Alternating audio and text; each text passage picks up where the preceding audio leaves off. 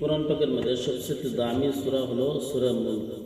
বিশ্ব নবী সাল্লাল্লাহু আলাইহি ওয়াসাল্লাম বলেছেন, কোনো ব্যক্তি যদি প্রত্যেক দিন এশার নামাজের পরে ঘুমানোর আগে সূরা মুলক অর্থাৎ তাবারাকাল্লাযী বিয়াদিহিল মুলকু ওয়া হুয়া আলা কুল্লি শাইইন কাদির, এই সূরাটি যদি তেলাওয়াত করলো, আল্লাহ রাব্বুল আলামিন ওই বান্দার কবরে আযাব মাফ করে দেবেন। সুবহানাল্লাহ।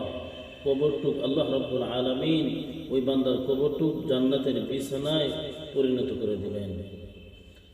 বিশ্বনবী সাল্লাল্লাহু আলাইহি সাল্লাম বলেছেন যে তোমরা প্রত্যেক দিন এশার পরে সূরা মুলক তেলাওয়াত করে ঘুমাও, আর ওই রাত্রে যদি তুমি ওই ব্যক্তি যদি মারা যায়, আল্লাহ রাব্বুল আলামিন ওই বান্দার কবর থেকে জান্নাত পর্যন্ত রাস্তা খুলে দেবেন।